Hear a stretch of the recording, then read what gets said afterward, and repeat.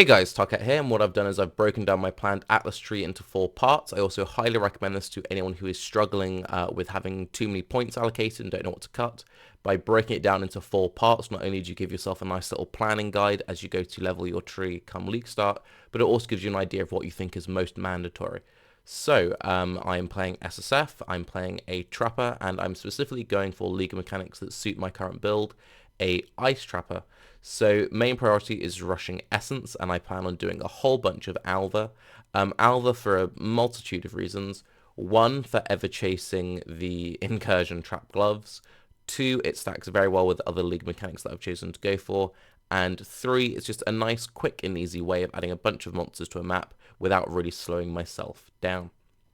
So first off, we'll come grab the Essence node, route through these Alva nodes, come straight up here. I will probably block Legion and Breach quite early, simply because my build at the start of the league won't be that great at those mechanics. I'll leave Harvest on for a little bit, but I'm planning on dropping Harvest pretty early, very much just because I find it interrupts the flow of mapping all too much. Abyss I will block as soon as I get a good Stygian Vise. I'll then come up, grab some more map sustain, grab some more essences, come up, grab essences. I will rush directly to Stream of Consciousness.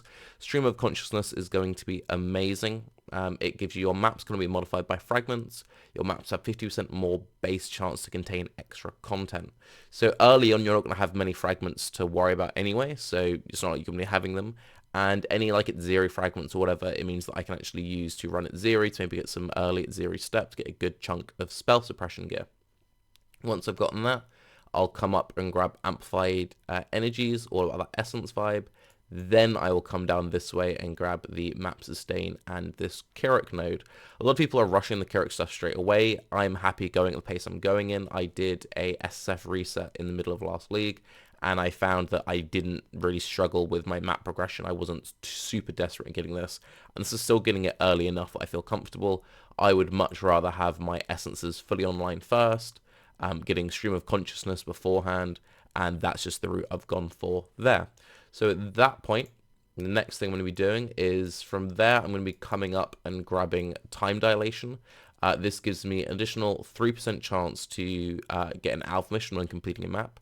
1% quant is great. Part of me kind of wants to just take all of these quant nodes right away. I'm not sure how much I prioritize them over other nodes, but just filling in all these nodes is excellent. And the other great thing about Time Dilation is this is still the early stages of my build. It gives me double the amount of time from monsters I kill incursions, and it gives me way more magic monsters. So just a massive chunk to XP. At that point, you can see I'm really just investing in Expedition. Expedition is my first primary league mechanic goal. So from there, I'll then come, once I've gotten Time Dilation, I'll come across this way. I'm also going to pick up Focused Investigation. So I'm getting a couple more Jun missions farming.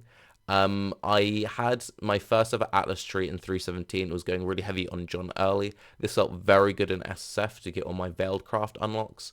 Very much a SSF specific thing. I'll then come across, I won't get these nodes just yet.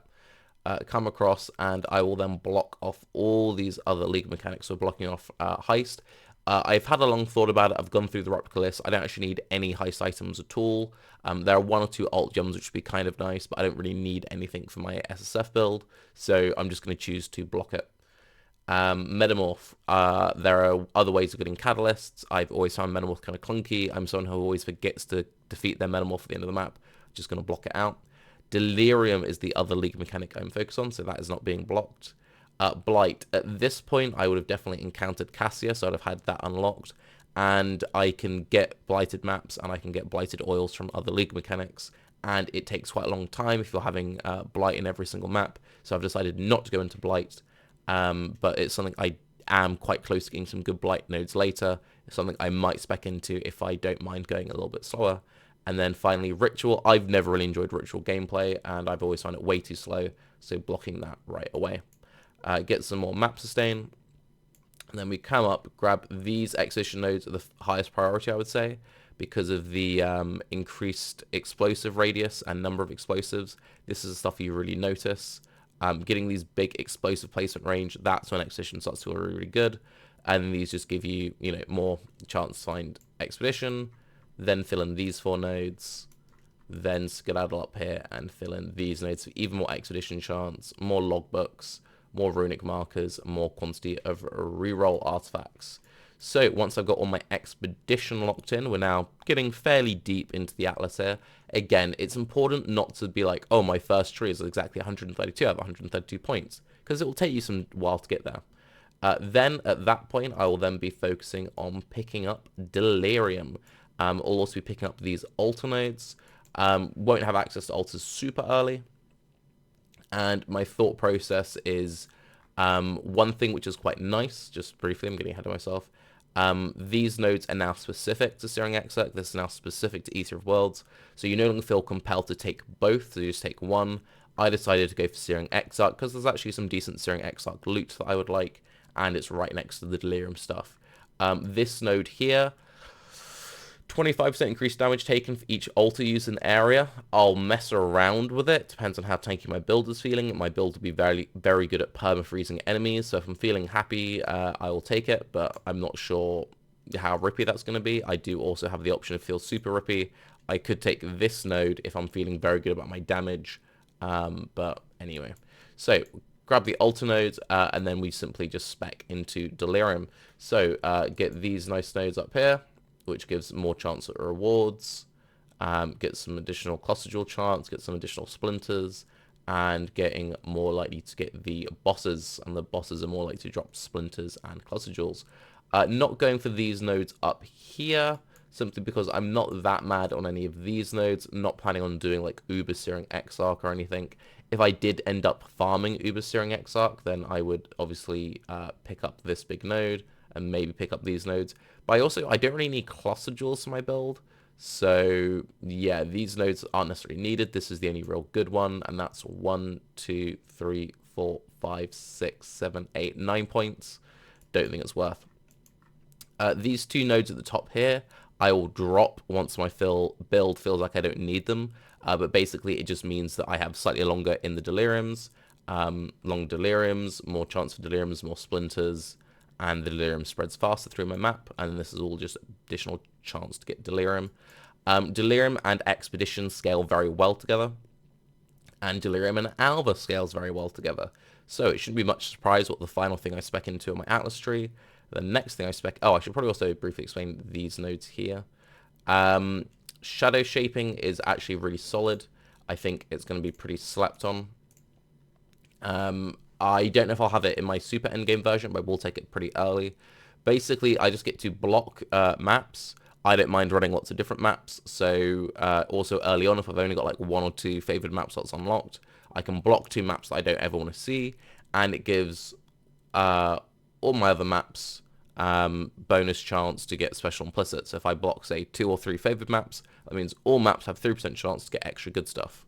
Yay. This tree, basically, at this point, if I feel like I'm really liking shadow shaping, I might keep it in the tree for 3 points. Depends.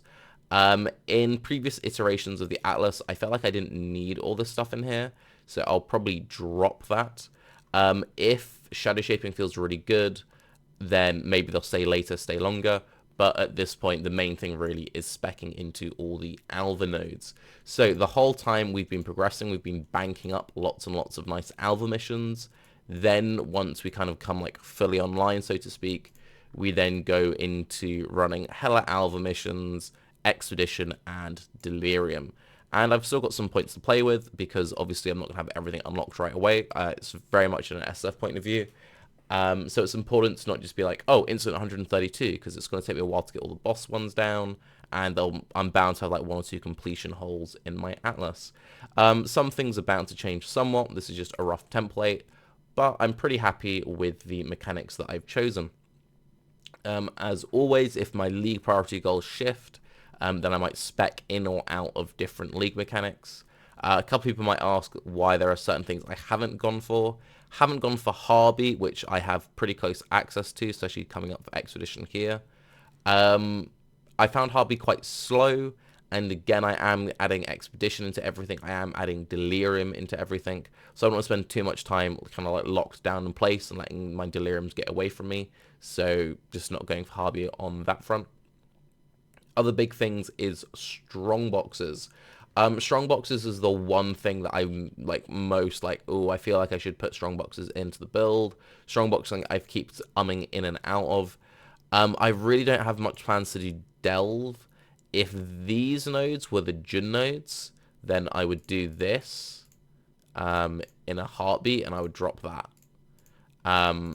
As much as I would like to have these exhibition nodes down here, I don't think they're 100% mandatory, and this would be very neat little routing, but I don't really have any interest in doing Nico stuff, so these three nodes are pretty much wasted. And yes, I could spend, 3 points going this way, for example. 1, 2, 3, and then cut off the front. Then go boom, boom. I've had a couple of trees that have looked like this. Something I've been umming and ahhing about. I'll just kind of see how I feel about it. If I feel like I'm rolling enough expeditions and enough reroll currency, yay. But yeah, getting additional 12% quantity of artifacts is really nice, and you're going to have expedition like every other map. So yeah. One thing which is also worth considering is you might not even need the mandatory strongbox in every zone, because all my like increased chance to get league mechanics, they'll just fall strongboxes in. Tamper-proof is really good in SSF to get corrupted 6 links, either for getting your own 6 link or just getting a nice supply of divines. And scarabs are always great. Now, I'm going to be running without scarabs for a pretty long time, because I'll be making the most use of Stream of Consciousness. I will eventually spec out of Stream of Consciousness when I have a massive pool of scarabs. So that's also another reason why I'm not like prioritizing this as highly. And they also nerf this node somewhat. So you only get the best scarabs in the highest tier of maps, which means this isn't as high of a priority. It's not like you're going to be getting winged scarabs in white maps. So it's not something I feel like I have to take early. But anyway, hopefully that gives you a rough sort of idea of what I'm considering. Likewise, if I feel like I don't need the Jun stuff at all, that'll probably change how I feel about having those nodes allocated. I'm Tarke. Let me know what you're going to be running for your league, and also let me know if you think of any better ways of routing this tree. Have a good day. Best of luck with the league start tonight, by the way. And also, finally, massive, massive shout out to everyone who's been supporting me on Patreon and everyone who's been showing me love after the latest Bake Off episode. You guys are all lit. Bye-bye.